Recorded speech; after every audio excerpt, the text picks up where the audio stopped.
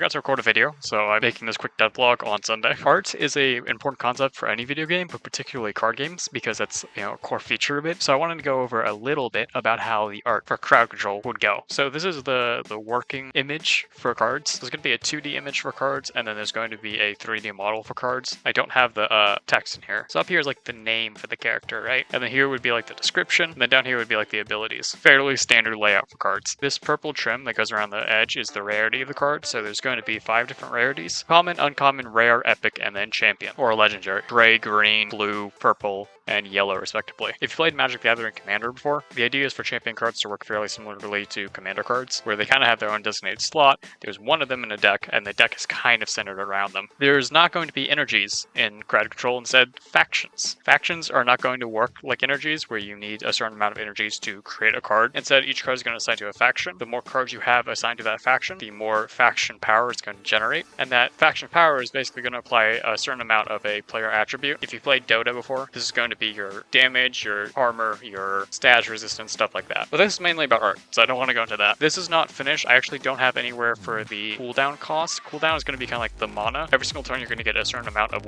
what I'm calling cooldown, which is basically just the mana. And then I think the way I want to make it is every single turn you can just use every card that's in play once. Or obviously if it's a passive, you don't need to play anything. I don't think I'm going to have any like tapping features necessarily. I also need like a health section, which I also don't have. So this purple trim would be replaced with whatever color the rarity of the card is. And then I also want to try to do, kind of like how Pokemon has borderless cards, they have full art cards, they have holographic cards. I think that would be a really cool addition to have as well. Just for like cosmetic things to change up how your deck looks. I also want to give cards progression. Kind of like how in Paladins you have cosmic skins and then you have like gold skins. I want to give cards probably like gold trims or cosmic trims. So these little silvery bits here could probably be changed out to gold or to cosmic to show that you've used a card a whole bunch. And then I might try to utilize that idea from the guy who makes the diamond skins and make a diamond trim as well, but I don't know about that. I had this whole complex thing going where I was like, oh yeah, I need to make all of these graphics and all of these different scales so that way I can avoid aliasing. And then I think UE5 by default just does anti-aliasing on UI elements. I don't know if there's a way to disable that. I put some graphics into it